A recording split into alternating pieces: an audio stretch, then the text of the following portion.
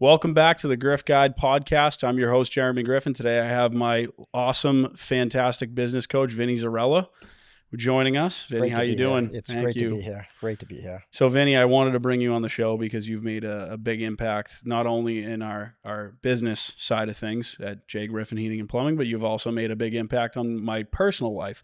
So I wanted to have you in here and hear your story and kind of talk about what you do in our company, what you do professionally, personally, like everything. So I guess, give me a little bit of your backstory because I haven't heard your whole story before. So I figured this was probably a good place to do that. It's a good arena. You can say whatever you want to say, leave out whatever details you want to leave out, and, just go for it. So I kind of knew a little bit about your early life, but let it rip. Let's hear the story. Let it rip right now. Yeah. And thanks for having me. We're probably going to take about 3 weeks to do this story. Try to squeeze it all in an hour. But we're talking about a young man brought up in a blue-collared world. My dad was an electrician, Vietnam vet, a very disciplined household. And I think that discipline has encouraged me to inspire others to be disciplined. It's one of the principles that I believe are my strengths and attracts other business owners and individuals to my coaching abilities. My dad was always on the road.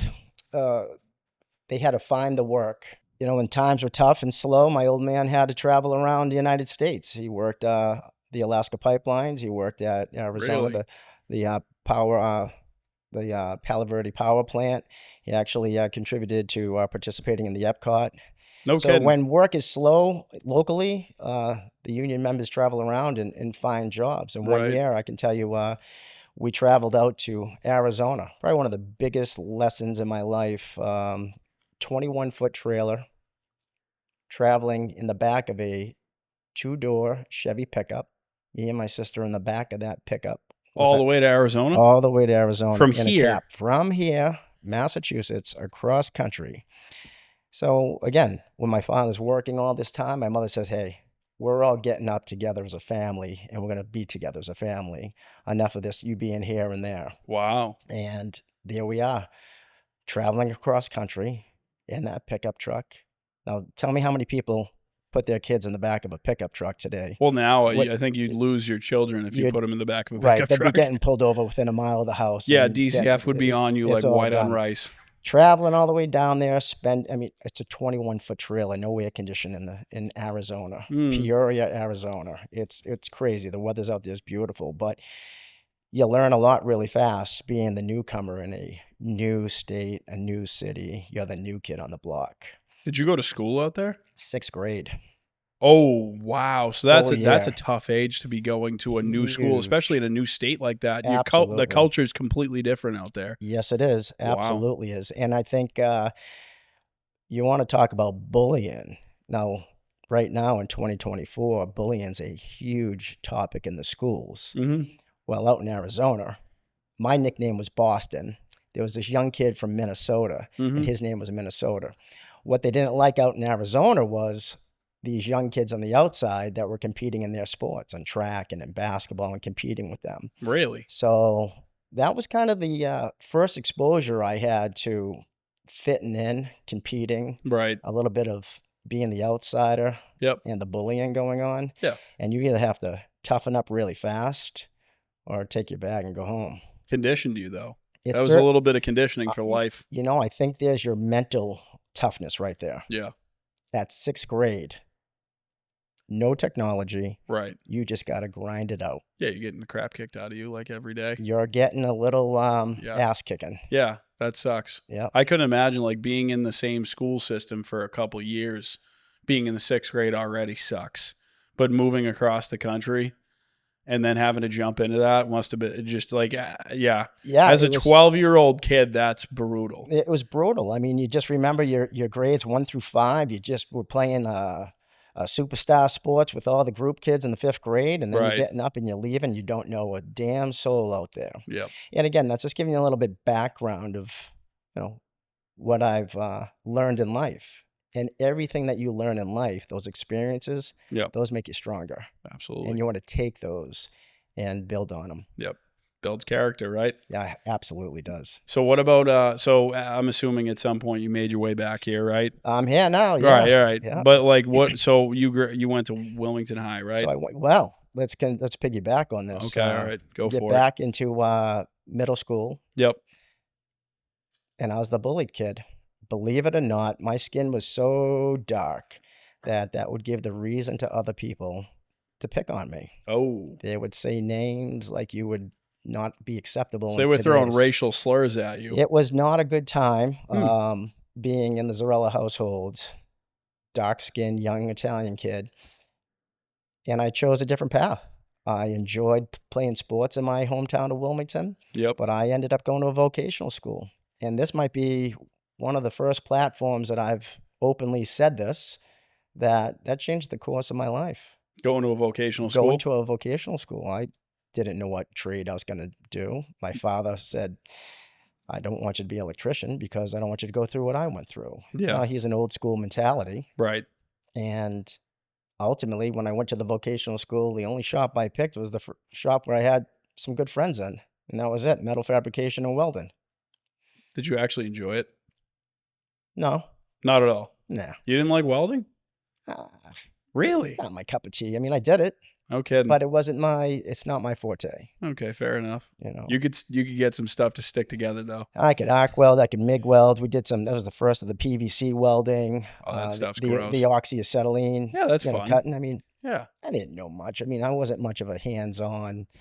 My father was gifted. I mean, that guy could build a house, he could build a car from scrap. Right. Electrical, plumbing, carpentry, you name it. Anything. He built his house in Wilmington. Oh, no kidding. hmm Wow.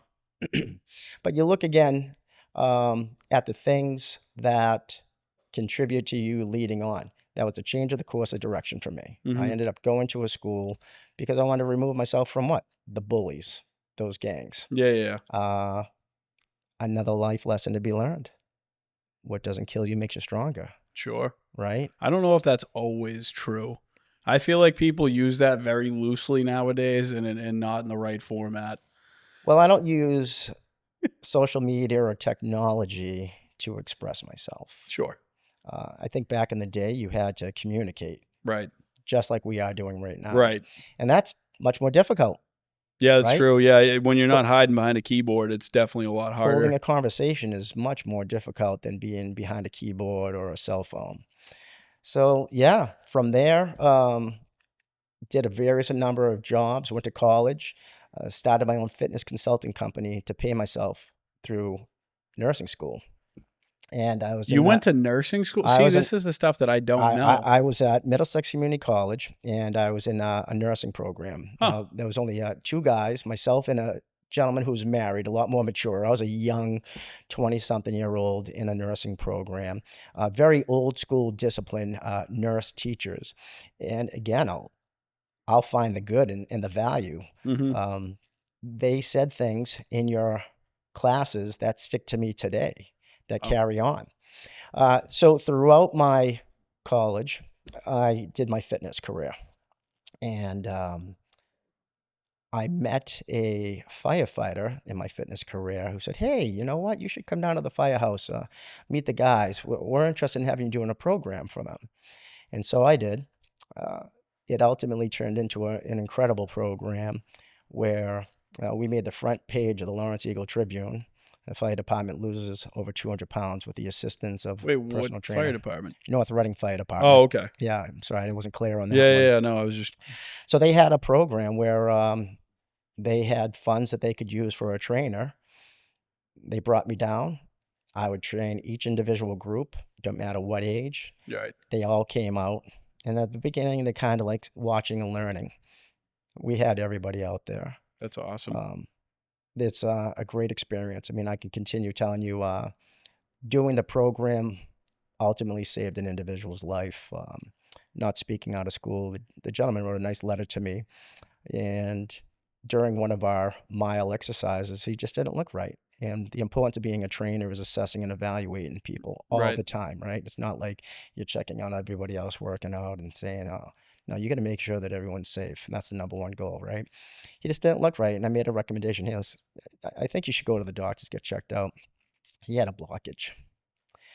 And if we didn't catch that during this exercise routine that we were doing, very simple and all that, they said that blockage could have happened to him on the job, and who knows where he could have been. And Right. Could have been inside a he burning could have been in building a at that building, point. and then what Yeah. type of resources were they going to be to get him out? Right. And I don't speak about that to brag. I don't wave no pom-poms. I'm just, I'm very proud to do what I do. I have a lot of pride and integrity with the things that I talk about and I love to do. And that's a great story. I mean, the stories I can share from my fitness career have empowered me later in life to create the RPA coaching business, empower people personally and professionally. So it was my early stages where it was the fitness realm. It was the individual motivation. And then you get older, and in the fitness world, I met this incredible top producer in the mortgage world. He says, "Hey, you interested in mortgages?" And I'm like, "I don't know a damn thing about mortgages.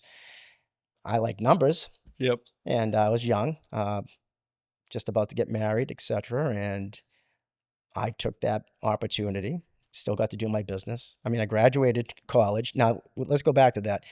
I was influenced by the fire department Yeah. so much because of the high intensity, the speed, the first unseen. So you just liked it. You liked the hustle and bustle part of it. I did. I mean, I'm all over the map talking to you right now. Like, my Right. grandfather was a registry of motor vehicle police officer. I remember being in elementary school. I dressed up as a police officer because that's what I wanted to be. Oh, no kid. Right.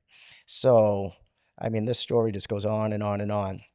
I get introduced to the North Reading Fire Department, and I'm so intrigued that I start pursuing the fire service a little bit. Yeah. So I actually left the nursing and graduated with health and science degrees, but I didn't go through with the nursing program. You know, you can look back and say I shoulda, coulda, woulda, but things happen to you in life, and you take what you've been given, and then what are you going to do with it? So what do? We get on the call department. I start going to call drills all the time. I participate. I start learning about what they do.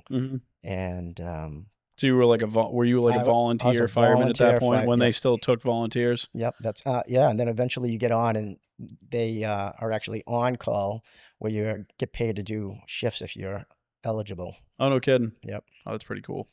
So that was cool. And I was still doing the mortgages. I mean, I call it the 3 Fs: fitness, financing, and firefighting. So you were doing all those things at the same time? All those things. How did you have free? I know, like, obviously firefighting, like if you're on a regular schedule, you're working, what, 2 days a week most of the time? Yeah, so that came longer down the road. Oh, right? okay. So, but you're still volunteer at this point. So I'm still volunteering, getting my feet wet, etc. Right, dude. I'm doing the finances. I'm doing mortgages. We're doing really well. Things are great. No complaints. Right. There's we had a good life. We had a really good life. But am I content? No. I met somebody in the police academy who saw me in my fitness world and said, "Hey, you interested in coming and working at the police academy?" And I'm like, "Yeah, I'd love to." And in 1996, the Lowell Police Academy started their first police academy and asked me to be a PT instructor. No kidding. What an experience. Around a tremendous amount of individuals sacrificing their life to be police officers for the state. And my job was the first touch in the morning, right? To instill values, to instill some professionalism, to instill and motivate and healthy, inspire them to be healthy, right? They're the first look. They're the role models. And so every morning we'd be running around the city of Lowell or doing PT at one of the training facilities. So were you like the first instructor that they hired when they established this whole program? I was one of the first PT instructors. No Yeah, kidding. I was probably I was one of the first PT instructors. There were drill instructors. There were staff instructors. So Okay. those guys were at different levels than I was. Gotcha. But my role is to be making sure that everyone's doing something correctly. Right, like this guy needs to be able to run so much and all that, right? Helping like out with evaluations, assessing and evaluating, making sure, again, this like individual is this guy safe. cut out to do this? Yep. So you want to talk about, bouncing around. That's 1996. 2000, I'm on the call. We got 96, 2000, I'm on the call fire department. And in 2006, right, I'm still doing mortgages and stuff like that, but this is when the times are changing. This is when Yeah, you're about to get smacked. you're going to get smacked by the insurance companies and the mortgage world. Things are Yep. going to go to real shit fast. Yep. And I had an opportunity to go to the police academy. The town of North Reading sponsored me, and the Lowell Police Academy To become a cop? to become a police officer. Here's how it goes. So in 2006, I go through a 24-week Commonwealth of Massachusetts approved police academy Okay. while I'm still doing mortgages. And firefighting. That's a volunteer on call Right, type but of they're basis, probably calling right? you in But every once in a when while, right? When I could, Yeah. right? But you're time managing everything. Oh, and being a husband. Yeah, well, that I mean, it's another one. And then I had 2 little ones at that time. time management, you're an expert at that, apparently. Once again, you got to take what's been given to you, and time management is such an important role to have when you're juggling all those things. So, Yeah, I mean, it's juggling, time management. It kind of goes in both hands. I graduate the police academy. I'm going through some interviews here and there. The North Reading Fire Department calls me up. So I took an exam to get on full time. Mm-hmm. Hey, we're interested in you being a full-time firefighter. You interested in an interview? Now, I'm living full-time in North Reading. Mm-hmm. I graduated the police academy and traveling, looking. North Reading didn't have any positions open. Right. I'm like, North Reading, my hometown. Why not? Sure. Here goes another academy. I go through the fire academy. So I'm both police academy and firefighter academy approved. So how did that work since you were already through the police academy and they wanted you to become a cop in town? So and then you were like, oh, no, wait, I'm actually going to go through fire. Like, how does that, like the departments, were they like battling it out to try to get you? Absolutely great question, right? I mean, the chief at the time, both chiefs were amazing individuals. The police chief was fantastic. He contributed sponsoring me. I had to get sponsored by the time. Right, yeah, you can't just walk in. There were new openings. And at that moment, I didn't take the test for the police department, so I wasn't on the list. Oh, okay. So in order to get on in this community, I would have had to taken a test within that window. I didn't take that test in that window, but I wanted to go through the police academy. After being there for a decade and training hundreds and hundreds of police cadets, I wanted to go through that experience. That makes sense. Right? Yeah. I wanted to be a role model. I said, hey, I did everything that you did. Right? I'm not just this guy in the morning at 7:30 doing PT with you. Right. I walked the walk and went through this academy. I understand what it's about. And it was the best experience of my life, the police academy. Really? The best. The camaraderie that you build with the team members of absolutely life experiencing changes. So was that like a full-time thing that you were doing when you were in the academy for whatever amount of time? Was at the time, was it like, I know now it's full-time, like you're there 5 days a week, right? 5 days a week. You're up first thing in the morning. How many weeks was that? 24 weeks. How did you pay your bills in the 24 weeks that you were there? Yeah, well, you save a lot of money in the time of going, right? So maybe for a rainy day, I guess so. You take your money from your savings, still work some evenings. I did have an assistant that I could lean on in the financial world. Wow. Yeah. Dude, so that's quite the opportunity to be able to just say, hey, you know what? For the next 24 weeks, I'm going to go do this. Yeah. That I couldn't do that right now. I mean, maybe I could, but I wouldn't try it. That's the last thing in my brain that I'm like, yeah, I'm going to go to a 24-week program. You just said earlier that you're going on vacation, you're going to Europe, and you just said, fuck it, I'm doing it. Oh, yeah, that's fair, but that's like a week, dude, not a half a year. And trust me, I mean, more than half a year. You have to be prepared. And so I think I had the resources that enabled me to do that. I had the time management to do it. Now, I'm not smiling saying that was a walk in the park. Let me tell you something. That was a lot of work. You had homework. You physically and mentally making you stronger. Right. Making some right choices. Yep. Yeah. Great experience. So you were like very much ready to go in shape. By the time the fire department called you back, you were tuned up, ready to go. I was 36 years old going through the police academy. I just want you Holy to put that in crap, really? So you 36 must years have... old. So I'm competing with Whoa. young 20-something-year-olds Right. at the academy. And You're probably smoking them too. I'm telling you, I'm proud to say right now. I'm not making it up, but I'm proud to say. I mean, I got the Physical Achievement Award. So smoked the young kids, slapped them around. I love that. Yeah, no, listen, I think it's just that mental discipline that I had. I want to be a role model. It's the old man strength at that point. You get a little piece of that and it just kicks in, right? That muscle car that's going to rock and roll. That's right. Yeah. And as I mentioned, so then 2007, the phone rings. It's like, hey, you're number one on the fire list for an opportunity. And that's when you started. And that's when I started. I've been an EMT since 1995 from Northeastern University. So, I mean, I had that in my background of always doing medical care, assisting people. And that's your passion, right? I think if you go back to anybody, let your passion be your path. My passion is helping others. I just absolutely love helping others. So whether the experience of going through the police academy, the experience of being a police PT instructor, the experience of being a call firefighter, and then becoming a full-time firefighter, the experience of working in the financial world, helping couples get their dream, right? Making suggestions to these young couples, which road should they go down? It's pretty heavy.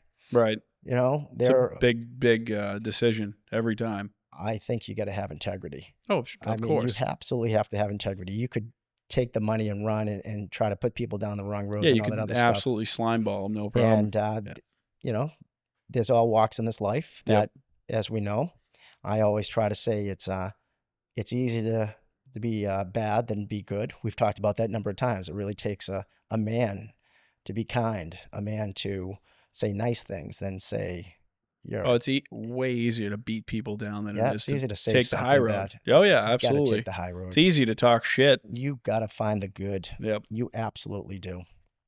And you also have to strive to want to improve every day. Right. Listen, this is a journey. This is your book. This is my book. This is his book. That's her book. Yep. Right. And how do you want to be remembered? How do you want to be remembered in life? What's your legacy look like? Right. What are you leaving behind? It's not that I want a statue. Nope. It's not that I want a trophy and an award. No. It's, it's those small things that along the way, when you get complimented on doing a good job, when a young kid that you teach fire prevention to, young kid, this is a funny story that I'm looking at a young kid in front of me, huh? Yep. We go way back, don't we? We do. Yeah. And which nobody knows about. Yeah. And I'm like, when we're talking public safety, I love educating. So, 2007 was a good year for you, bad year for me. So that was your first year on the department. Full time. What month did you go on? Oh, Lord. I should know this. May of 2007, full time. May of 2007. June of 2000 officially as a call guy. Okay. But I've been hanging around there since, again, right. 94, training them, 95, 96. I got appointed in 96 as a call guy, but an opportunity came up. I was renting in North Reading. So there's kind of that residency. Yeah. But they wanted you to be in town. Right. Well, me and my first wife got an opportunity to build a brand new home in Wilmington for $187,000. And what year was this? What year was this? 1995, 96? That was still a lot of dough back then, though. So it's a lot of money, but just... I mean, were you talking like a house or were you talking like a house? We're talking a brand new 3-bedroom, 2-car garage, nice kitchen, deck, okay, room, so all the bells and whistles. All the bells and whistles on a nice lot, yeah. That's pretty sweet. Right? Turn that down, price, we built it. We moved. Oh, you did? We left this town and took that opportunity, and that's what happened to me. What street was that on? Or what neighborhood, I guess? It was off of Glen Road. Okay. Yep. All right. I mean, I could say the street. It was on. Yeah, it doesn't matter. It doesn't. Yeah, Dobson Street was the street off of Glen Road. Huh. Absolutely great house. Yeah. Absolutely beautiful house. Listen, you take opportunities when they come. Right. We were young. Right. We were renting. And who knows what your destiny is going to be. We left and we built that house and raised our 2 girls there to begin. But in order to get on full time in North Reading, You had to move. we had to move. Did you sell the house? We sold the house Did you make money on the house? and then we put it into North Reading. Sweet. So, So that was I a good mean, move. So you make money, Yeah. but then you spend it. You need it though, right? It helped Yeah. significantly. Absolutely. Yes. So May of 07 is when you started on the fire department. So you were fresh meat on the fire department when I came along. I was a fresh full-timer Yeah. with some 7 years of more than 7 years of call experience, but yeah. Nice. And then I get to meet you. Yep. Great experience. Some dumb kid decides to light a third of an acre on fire, and everybody looks around and goes, "What do we do with this kid?" And you're like, you know what? Let me handle this. You were the guy that facilitated that whole thing, so that's what I think is wild about the whole situation. Well, let's take this as an educational moment as well. Oh, sure. Right? So Yeah. to me, this is like the do's and do nots. Like Yeah. you think what's cool, but what actually can happen. I mean, I'll piggyback you. Yeah, no. So in 2007, I was obviously a degenerate 7th grader, and I decided that it would be a good idea to go into an abandoned lot at the time. I think it was a farm, right? I think it was an old farm that was abandoned right across the street from my parents' house. And we were playing around in the barn. There was a bunch of my buddies back there.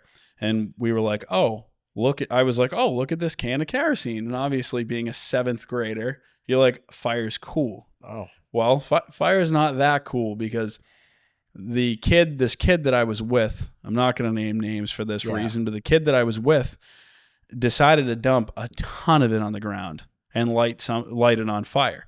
Well, he poured so much kerosene on the ground that you couldn't stomp it out. There was no way to snuff out the fire. Obviously, we didn't have water because you're talking about an abandoned barn, abandoned house. Dry. And it was dry. This was spring. It was early spring. And, the yard had not been cleaned up. So you're talking about dry grass, dead leaves, and right next to the dead leaves and dry grass was a dry 100-year-old barn. Luckily, the barn didn't catch on fire, but holy crap, it was close. So, yeah, so all those things led to me getting arrested as a 14 or 13-year-old kid, and I had to sit in a room with my parents, a bunch of North Reading police officers, and Mr. Zarella was there facilitating the whole thing because they were like, he's going to be the guy to help facilitate this. But yeah, that was a terrible moment for me, but a teachable moment. You think about young kids today. Yep. What do they worry about? They worry about one thing. Image. They worry about their cell phone.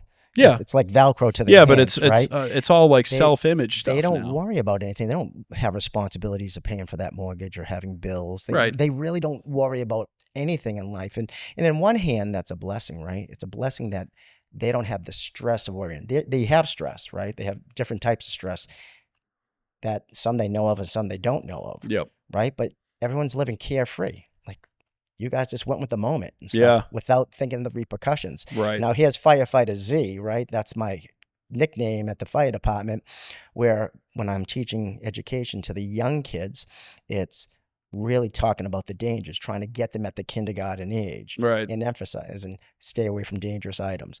And this is what can happen. It can hurt you. It can harm you. It can damage things and stuff. And now, maybe that wasn't around. Maybe the public education wasn't as strong back then. Oh, no, right? It was. Yeah, but obviously, being a middle school kid, you're just being a dumbass, right? Well, middle school is middle school. Yeah, exactly. Right? I mean, is it the cool thing? Am I cool right now? Yeah. Right? I mean, in front of the boys, you're cool. Right, yeah. Right? We're doing dumb things. Like, it's fun and cool. Watch this. Like, I mean, listen, there's nobody perfect. You show me someone that's not done some crazy shit out there. I mean, we've all done stuff, right?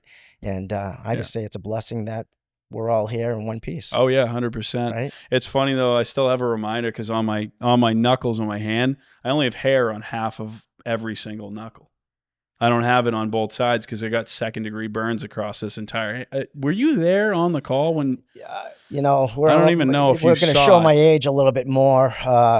You don't remember? I've been on a lot of calls, so yeah. I mean, it's to pull that one out of my rabbit hat. That's going to be a little bit difficult. Yeah, my entire hand was a bubble though. It was all 2nd-degree burns across the whole thing because I had picked up. So that's the thing that they asked me. They're like, "How did this fire spread so much?" It's because when he lit the fire, he actually left the can of kerosene right next to it.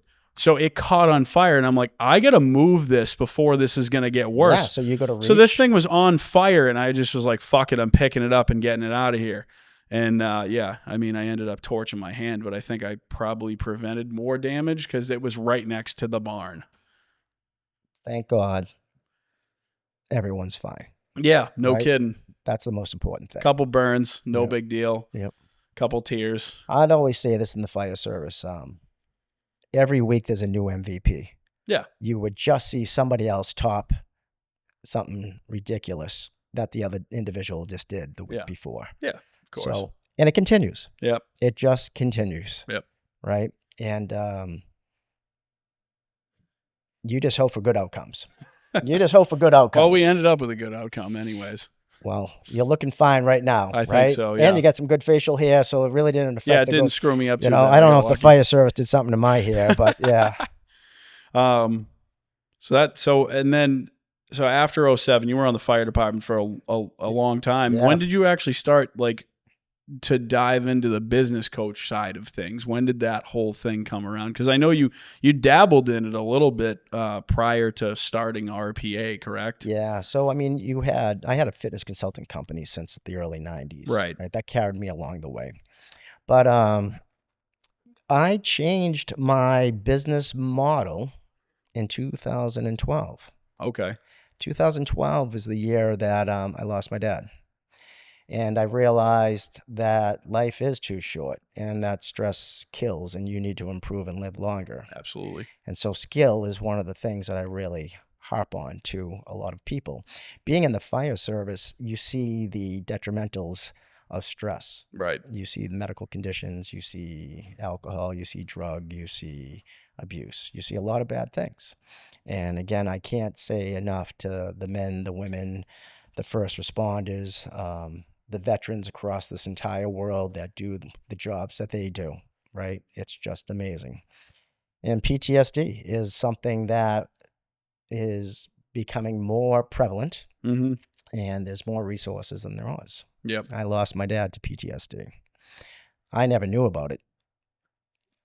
As most family members probably don't. A lot of them don't. Hidden. It's just so hidden, and there's a lot of pride and proud. Right. And there's your shockwave right there. Right. Right. You think like everything in life is just, this is cool, this is good, and nothing's going to affect you. Right.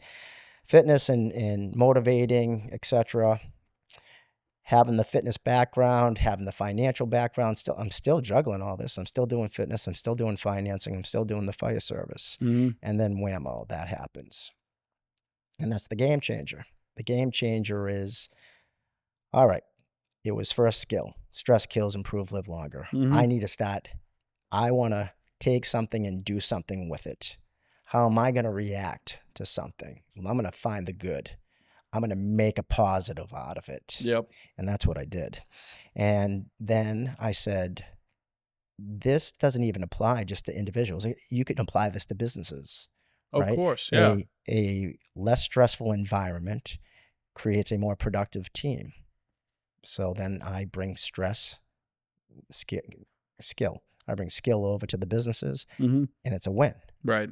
And so now I'm like, all right, I've got something here. Yeah. Let me change this model. I'm going to take my fitness model, which is successful, and now I'm going to morph it and mold it into a business model that's going to be RPA, a result producing action for the individual or for the business. It's funny that you started doing that back in 2012 because I feel like that at the same time in the corporate world, that same idea started to pop off where people were like, well, hang on a minute. Maybe we shouldn't like push our employees. Maybe we need to lower the stress levels and start being a little bit more like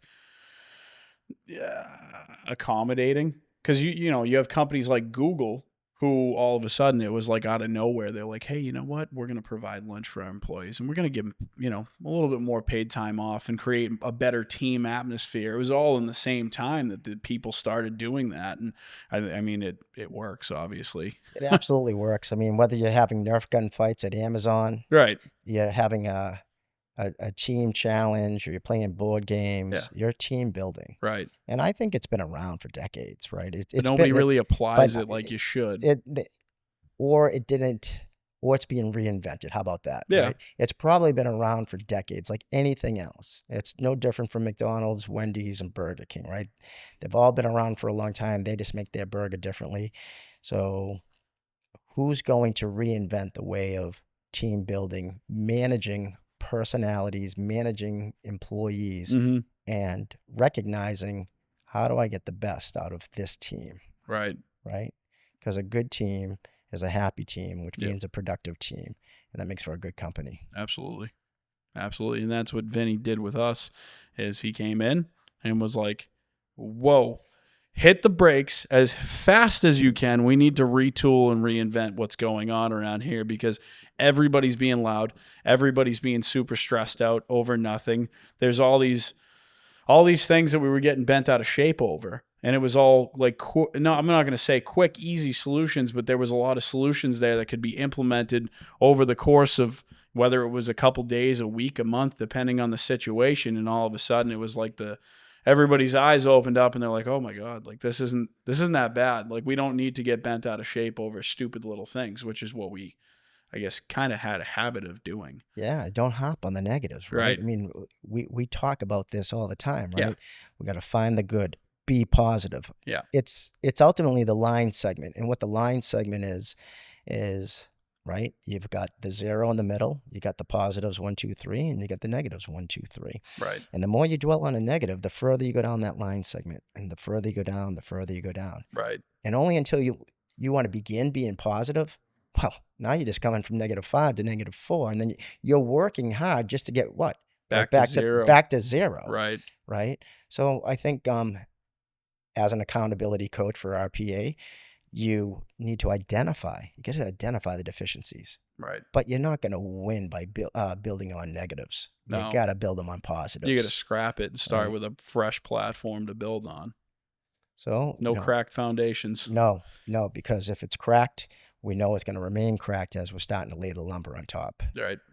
And at some point, we're going to have to fix those cracks. Yep. And that's what you did with us. You just were like, nope, scrap it. Let's go new foundation, retool. Well, and I appreciate that, but then it goes further. Like, I'm not here to, pat your back and all that. But listen, it takes a captain. It takes someone to implement all those skills, right? So I could tell you all those, but actions speak louder than words. So we met multiple times, and you took that ball and you ran with it. So, I mean, let's say kudos to you, right? The company allowed me to come in. They allowed me to do my audit. They allowed me to provide my constructive criticism. Yep. But now the hard work has to be. I'm not there 7 days a week. That's true. I'm not there every minute. That is true. So when you look at the positives, it's a team, right? I mean, you could, hey, you available for a call? Yep, let's talk on the phone. Yep. But it's the guy that's there that makes a difference. So and there was some tough hurdles there that we had to go over. Oh, God. There was a couple, I can think of like 2 or 3, where it was like we spent too much time on one topic, and it's good. I'm glad that I had that experience, because now I can identify when I meet with certain people in the company. If we go over one topic more than like one time, if we get there a second time, I'm like, okay, guys, we've talked about this and spent too much time and money on this already. We need to just make a decision right now. There's no more wasting time. There's no revisiting this for a third occasion. We're just going to make a decision and say, nope, this is what we're sticking with. Sorry. Or here's what it is. You can't be indecisive. Yeah, no, you can't hem and haw. No, if you hem and haw, you're screwed. And you're when you bring up something for if you're in a conversation for 15 minutes talking about an issue or a problem, then we've wasted 15 minutes of productive time. Right. And that's a problem. Yeah. So we need to do something about that problem. Find the solution instead of spending all the time. We got to find that solution, negative. right? Yeah. That's what we do. Yep. And we choo-choo. Yeah. It's a train, right? Yep. Life is a train ride. So we just tell everyone, this is it. The goal of RPA is got to get you on tracks. We keep your train on its tracks. And the old saying is choo-choo. And if you're not choo-chooing, then you're at that station just looking at us because we're driving right by you. Yeah, absolutely.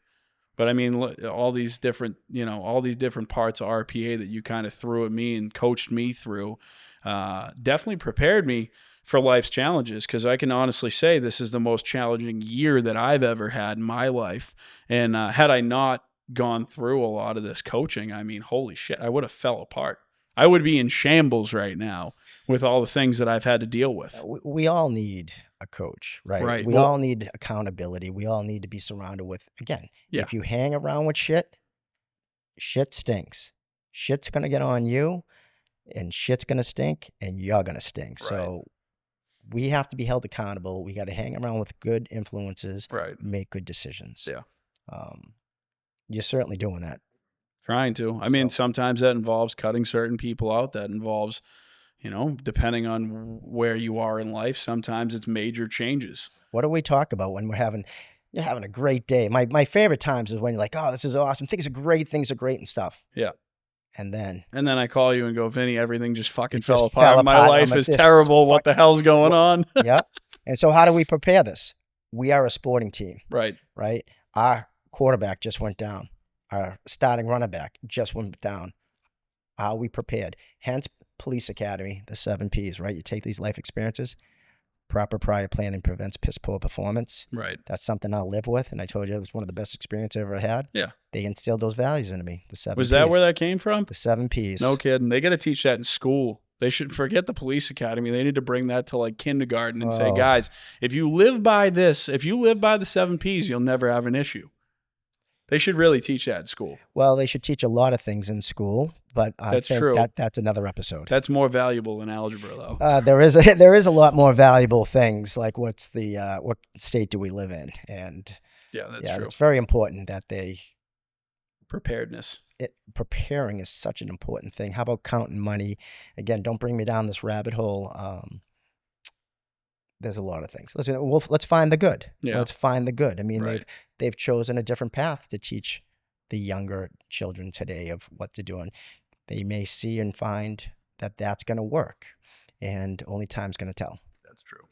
But yeah, the 7 Ps has definitely been, I would say in a lot of cases, that's been influential for me. And if I'm not prepared, guess what? I sit there, I go, okay, how do I fix this right now? There's no time to think, no time to say, hang on, let me backtrack here and take 20 minutes. If I got to react, I need to make a decision now. And that's what I do now, is just if I can sit there, analyze the situation, walk around the house instead of just running into the burning building, walk around the perimeter and go, all right, how can we fix this?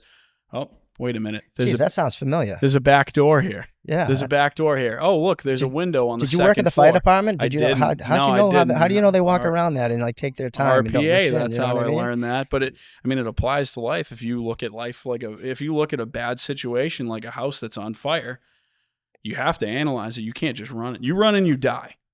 If you just go, hey, I love to use the term shooting from the hip because I do it all the time, but I would say that it's a calculated shot instead of just running into a burning building, right?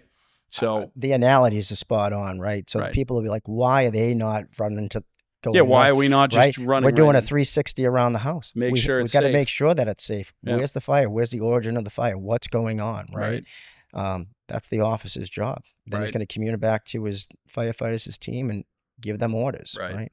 So you just got to implement different values and principles into whatever model is in your world. Right. If it's an individual model, personal model, business model, group model, whatever it might be. Yeah.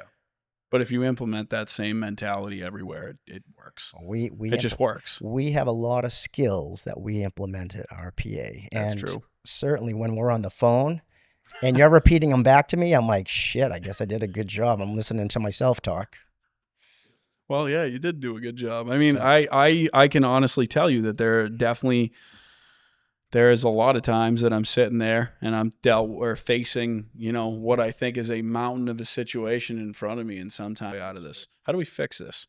Right. So you could sit there and complain. Or crumble. You could crumble too. But you find a solution. Yeah. And is it rocket science? No, never. What do you think it is? It's never rocket science. It really isn't. It's always communication is usually the issue there. I mean, we say communication is key. Yeah, I didn't invent that. Consistency is key. Consistency is key, right? Yeah. I mean, if you don't communicate, it's going to breed something bad. Yeah. Consistency is going to show results. I mean, hence, there's the fitness background. Right. Okay, you want to lose weight? I understand that. Well, you can't be on... here's an example. Hey, Vin, I'm at the gym. Gentleman comes up to me. I mean, the stories can go on and on. I see that you're at the gym. You've been training and all this other stuff. I'm at the gym 3 days a week. I'm on the treadmill 30 minutes, and I'm not seeing any results. I said, well, if you don't mind me saying this, you're on the treadmill for 30 minutes talking to Susan, Jane, and Bob, and you're just walking casual. I said, you got to step on that gas. Yeah. It's frequency, duration, intensity. Right. Yeah, you're here 3 times a week. Yes, you're doing the time, but your intensity's low. Right. Your body's already used to it. You got to shock and awe it a little bit. Yeah. Oh, yeah. Right. It's all about shock. So sometimes you get a little bit more out of it in short time, a little bit more intensity. Yep. That's the best way to see results. I feel like when I'm put under a lot of pressure, to piggyback off that, when I get put under a lot of pressure and I have to react, I feel like that's always the best wake-up call for me. And it's always, I usually, when I'm under the most pressure and I'm able to overcome that hurdle, that's when I learn something new, which is always fun for me. Because after I get past it, I'm like, oh shit, that was, all right, what did I learn there? Oh, well, I should have been more patient in this situation. I probably should have done a better job communicating X, Y, and Z. And it's like every time, I called you in a fucking absolute panic. What was that, last week? 2 weeks ago. Called you in an absolute panic. The world was ending. And I literally went down the list, and I think I got through. I think I actually got through everything. And now there's no issues. We keep it super simple, don't we? Yeah. We really do. Yeah. If we start panicking, then that's when it falls to shit. Well, yeah, someone dies. When we panic, someone dies. And there is no panicking. No. Right. I try to tell that to my 12-year-old daughter right now. Don't yeah, panic, I don't think right? that works. It doesn't work right now. You know why? Because there's no worry in life. Like it's just, but yeah.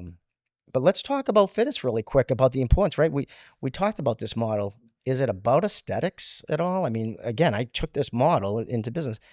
We're emptying the glass. Yeah. Right. Yep. I mean, that's the biggest thing. Empty the glass, recharge the batteries. If Right. you don't do that, you got to get rid of that stress.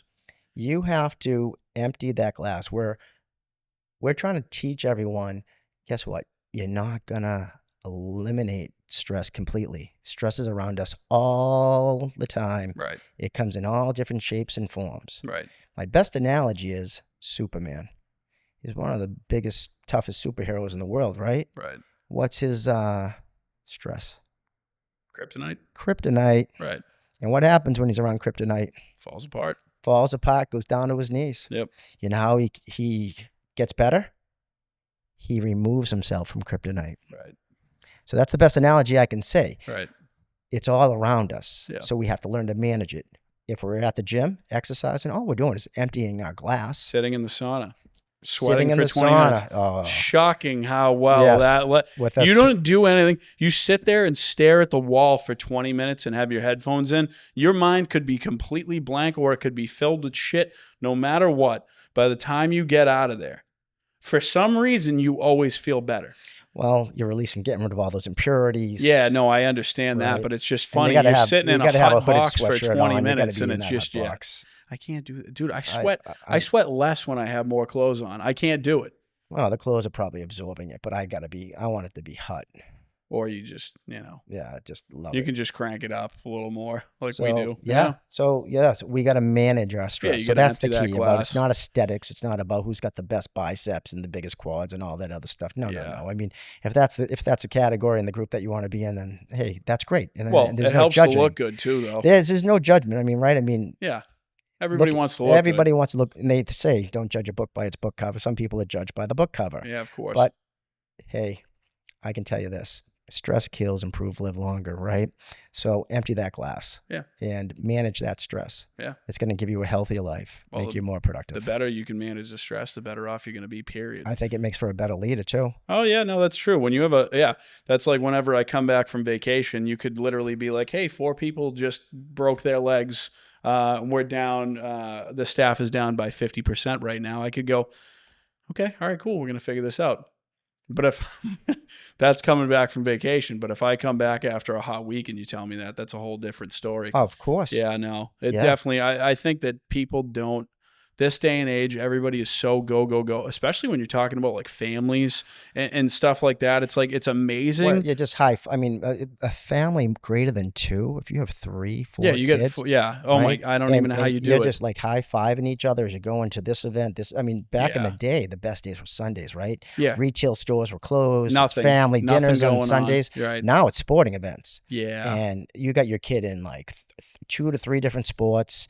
Then there's these club teams, practices, games, tournaments. That's something that I really want to be careful of. If I ever have kids, when I have kids, whatever the case is, I really want to be careful of that, because like my parents, We did some sports, but we definitely weren't like, they were not driving us all over the place. It wasn't like always, everybody's at a different event kind of deal. It was, I would say when we spent family time. And that was, I think, something that my grandparents kind of held at a higher value. So like we used to have dinner with my entire family once a week, whether it was Thursdays, Saturdays. I mean, the day always changed, but we always did it. And I think that people miss that. And I feel like having those stop and hold on a minute moments. I mean, even if you do that, you really are probably emptying the glass to some level. And it just like holds the family together better. Well, again, I'll say #time, right? Right. I mean, it's cherish the moments together. Right. You're building memories in the treasure chest with the family. Right. That's important. Yeah. Because time goes by so damn fast. Yeah. And today's a gift. Tomorrow's a blessing. You bet. That's right. Yeah, I just don't know how families can manage that with 4 kids, and just like I feel like there's no. Well, what's it doing? It's adding more stress into their world, isn't it? I feel like at some level, whether it works out or it doesn't, when it comes to like the marriage and all that, I feel like when you get that busy, it's just gonna just pull pieces. It certainly is. It's pulling pieces out. If you don't have like that strong connection, and like shit starts to slip, you're just ripping feathers out of the bird at that point. You're talking the ultimate time managing of families, right? When they have to go in every direction. I mean, and what are they losing? They're losing the time at dinner time. Right. And I think, I'm very old fashioned. It's one of the most important times. Sure. Right? Yeah. Family It could be dinner. the one time that you're able at the dinner and you can have a conversation. You can talk to one another. Right. Otherwise, it's like quick phone calls, quick texts, and just like constant running back and forth. And in today's society, it's difficult, right? Because you're in a society, you're in a school, and you talk about, there's no script to being a parent. There's no script about sports, etc. And the kids are in school and they're competing, and these are good life lessons, right? My daughter is a good athlete. I have 3 daughters.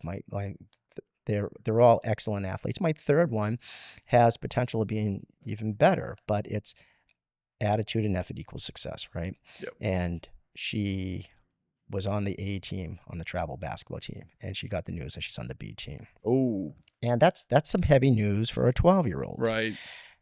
It's a good experience, right? It tells you can either quit or you can say, let me prove them wrong. Right. Now, again, put the gas on. Here's the coach in RPA trying to tell, or the father trying to tell his daughter, right, hey, this is what you can do. But do they understand that? No. They don't get that. 12-year-olds are not that receptive. No, they're not. They do some really crazy stuff, by the way. They do. So, you hope that by the actions and what I do, she will pick that right path. Right. Now, that's not easy because, as I was saying, you have the drama with kids in school.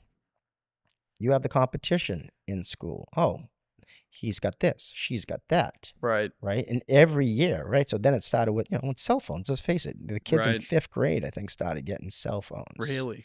In 5th grade. So now it's cell phones. But you're not talking about a phone that you can call your parents on. No, you're talking about the social media and all the bullshit. That's the problem. I mean, there's the next level, right? Right. So now when they're young, as a parent, you might get them a cell phone. So you want to see where their location is for them to communicate. Right. I mean, hell did we do it when we were kids? We were gone until it was dinner time, and they had no idea where we were. None. It was actually better that way. It honestly. was great, right? Not a worry in the world, no stress and stuff. And now it's Right. like, oh, I know where she is, I know where he is, I can call him, et cetera, right? And then, as you mentioned, now you get all these apps. Yep. Right? And then that's their way of communicating.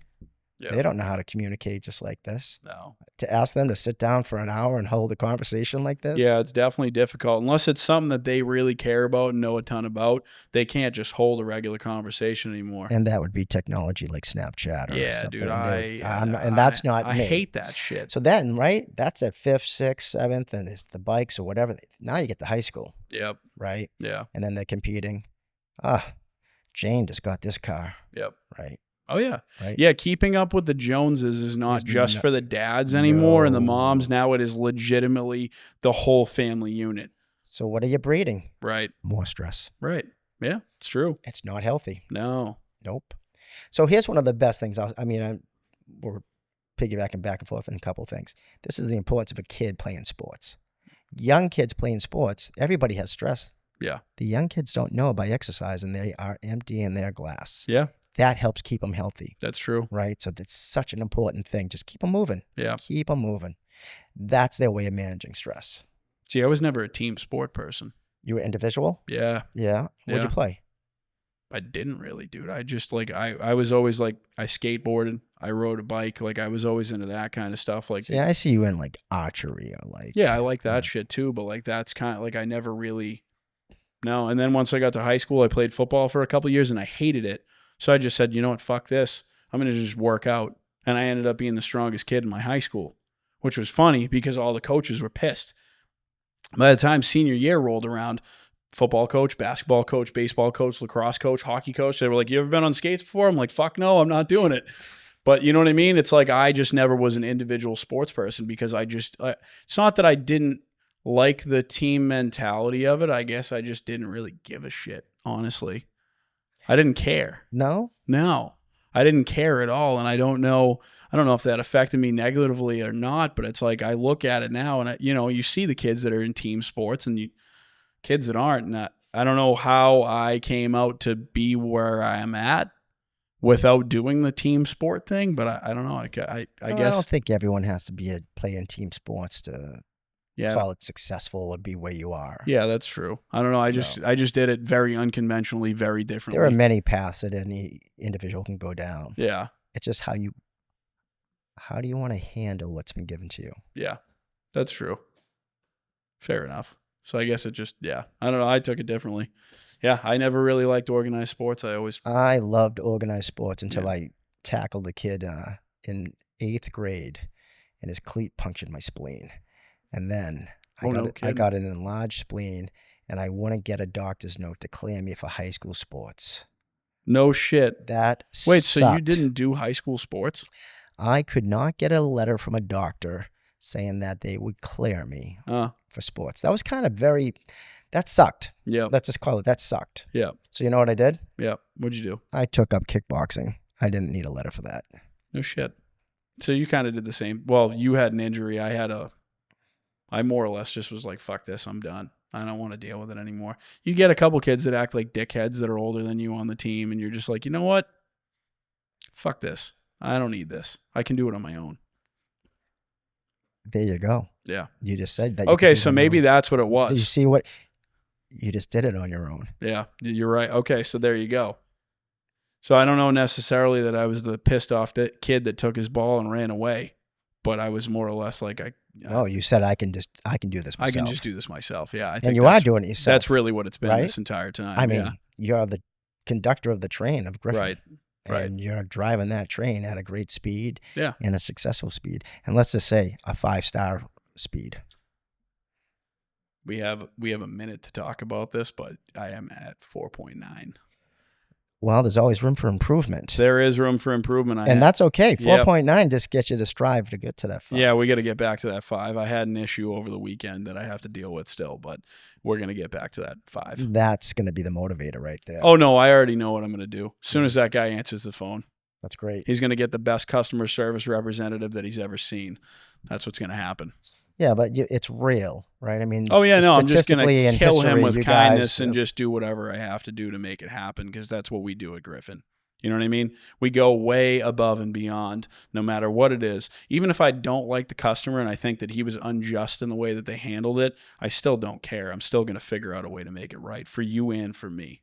So, well, I think the beauty of the 5-star goal-orientated family business is that you have hit it multiple times. Right. And there is no perfect road. The road through life's challenges is going to lead us to different obstacles. Right. So this obstacle is something that you're going to have to overcome.